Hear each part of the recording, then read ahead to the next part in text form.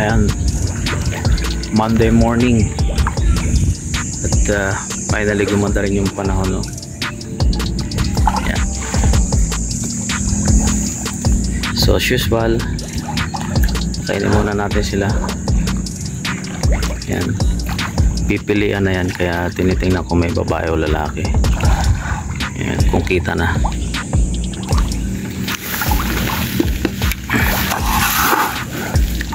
Yeah.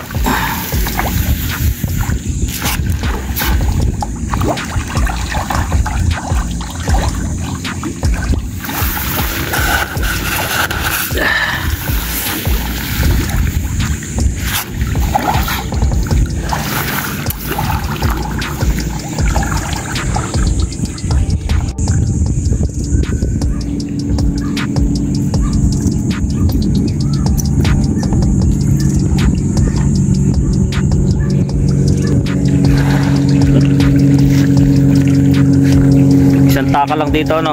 Bila.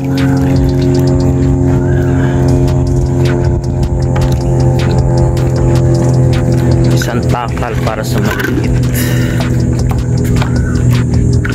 Ito.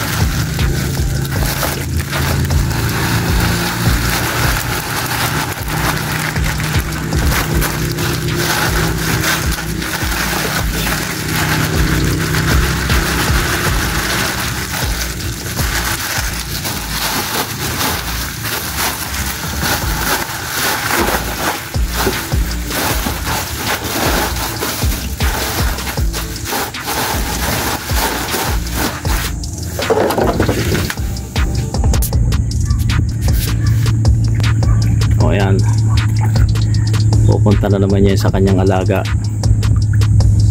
Malayo-layo yan. Ayan. Dito muna tayo. Pakainin lang natin tong maliliit.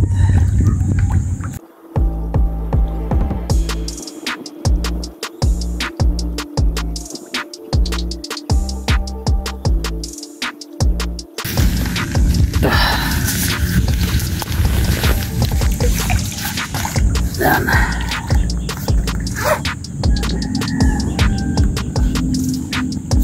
Sobrang dami ngayon ng ng naghahanap ng babae na isda. Actually nagkakaubusan na nga eh. Yung iba wala na maibigay. Dahil kailangan nila yung mga babaeng isda para sa kanilang fish pan. Pang fingerlings naman yun, yung mas maliliit ng anak. Yung mga babae naman dito kinukuha yon sa fish cage, tapos dadalhin sa fish pan para doon paanakin, palalakihin ng mga hanggang ganito kalaki.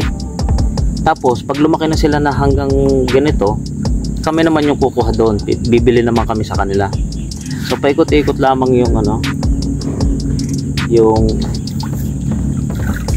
ng isda, yung cycle ba, bibilhin mo, bebenta mo rin sa kanila, tapos pagdating ng tamang panahon bibilhin mo uli sa kanila, palalakihin mo naman dito, kukuha uli ng babae, babalik mo rin sa kanila, bibili naman sila sa'yo. Paikot-ikot lang. Yun yung business ng tilapia farming. Tapos yung mga matitirang lalaki, ayan, yun naman yung pang grow up, yun naman yung binibili ng pagka pangkain na sa pang harvest na yun yung dinadala sa mga palengke. Yun.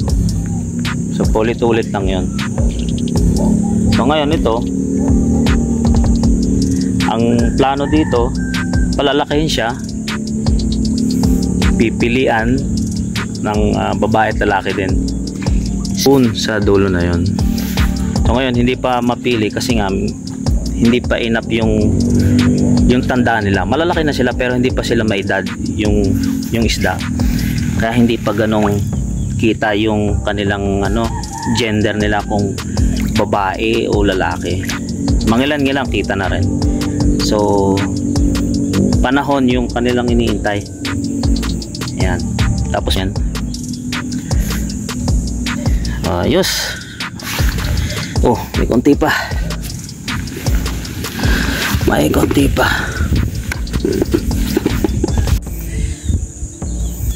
Ayan, relax na sila pag nakakain. So, doon naman tayo sa kabilang side. Kuha muna tayo. Dalawang ganito para doon sa kabilang side.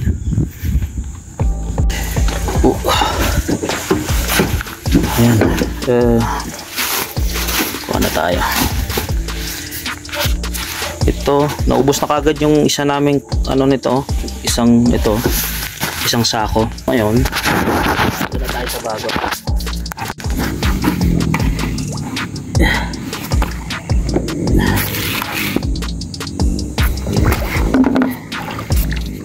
Ayan, pang-dalawa na to. Ayan.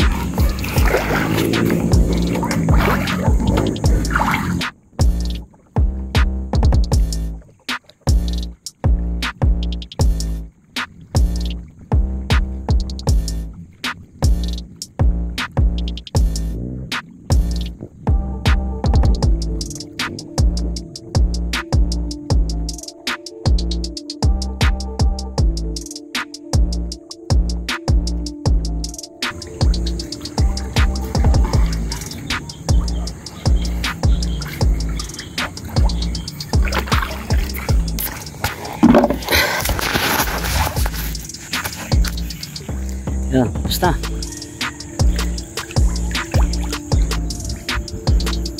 So, ganun ng lakaran pagdating sa bentahan ng isda.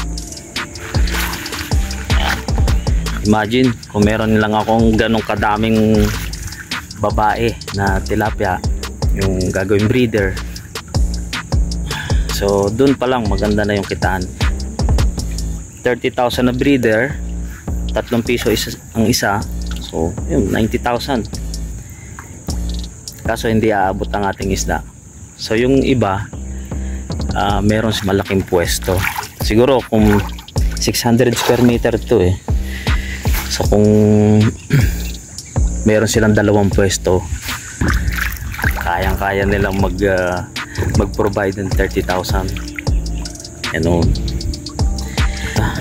Medyo kalmado na uli sila, busog na.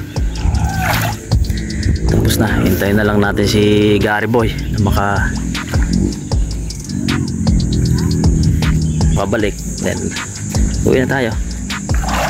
Yan. So, tingnan mo, mimayang hapon na lang uli natin tutuloy yung video na to. Yan. Thank you.